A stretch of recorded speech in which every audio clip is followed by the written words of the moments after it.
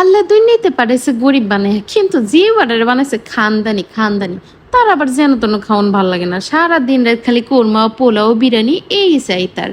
আল্লাহ গরিব বানাইছে তাতে কোনো দুঃখ নেই, কিন্তু যে বাড়ারে খানদানি না বানাইলেও পারতো। সে যাই হোক, আমি হইলাম ভাই গরিব মানুষ, আমার ঘরে কি আর থাকে সারা দিন রাত ওই খাসির মাংস বা গরু? তাই তো আজ আমি ব্রয়লার মুরগি দিয়ে করলাম শুরু। তয় তোমরা আবার ভাইবো না দুধের স্বাদ মিটাচ্ছি ঘোলে। এই চিকেন বিরিয়ানির স্বাদ যে কোনো বিরিয়ানির স্বাদকে হার মানাবে অনায়াসে, বুঝলা?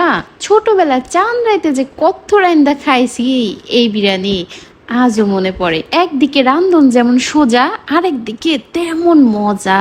তো এবার বনিতা সকল দিয়া বাদ, চলো আসি আসল কথায়। কিভাবে রান্না করবা এই বিরিয়ানি? প্রথমে বাজার থেকে একখানা মুরগি কিনা নিয়ে আসবা, এরপর সেটাকে কুট্টুস কুট্টুস করে ছোট ছোট টুকরা করবা, তারপর ভালো করে ধুইয়া পানিটা ঝরাইয়া তার মধ্যে একখানা লেবুর রস চিপায়া দিয়া দিবা, ভালো করে মাখায় নেবা। এরপর রান্নার আসল কাহিনী শুরু হবে। কড়াইতে তেল দিয়া তার মধ্যে প্রথমে পেঁয়াজ এবং গরম মশলাটা ভেজে নিবা, এরপর সব ধরনের ময় মশলা দিয়া মাংসটা ভালো করে রান্না করে নিতে হবে। আর যেহেতু বাঙালি খাবার, অবশ্যই একটু কাঁচামরিচ ইউজ করবা, আর ঘি তো একটু দিবাই। মাংসটা যখন রান্না হয়ে যাবে, এরপর হচ্ছে পোলাও রান্নার পালা।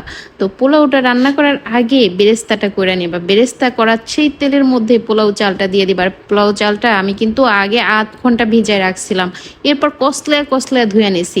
আর এই যে বেলকনির বাগানে লাগাইছিলাম পুদিনা পাতার গাছ, কাজে লাগাই ফেলছি। কয়েকটা পাতা না এই চাউলের মধ্যে দিয়ে দিলাম, লবণ দিলাম, ভালো কইরা নাইরা চাইরা ভাইজা নিলাম, এরপরে দিয়ে দিলাম পানি। যেহেতু আমি এখানে 1 কেজি পোলাও চাল নিয়েছিলাম, সেহেতু আমি এখানে 2 লিটার পানি দিয়েছি, অর্থাৎ ডাবল পানি ইউজ করতে হয় পোলাওতে।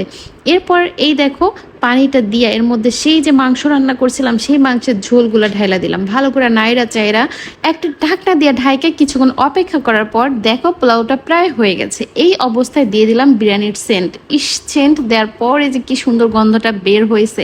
এরপর দিয়ে দিলাম ঘি আর সেই রান্না করে রাখা মাংসের টুকরাগুলো। আর একটা কথা, মাংস রান্না করার সময় কিন্তু হলুদ বাদে সব মশলা দিয়েছি, তোমরা আবার হলুদ দিতে যেও না। এবার ভালো করে নেড়ে চেড়ে উপর দিয়ে বেরেস্তা দিয়েছি, আর 50 টাকার আলু বোখারাও দিয়েছিলাম। আলু বোখারাটা মাস্ট দিতে হবে, আমি সেটা ভিডিওতে দেখাতে পারি নাই। এবার কিছুক্ষণ দমে রেখে দিলাম, আর এই দেখো রেডি।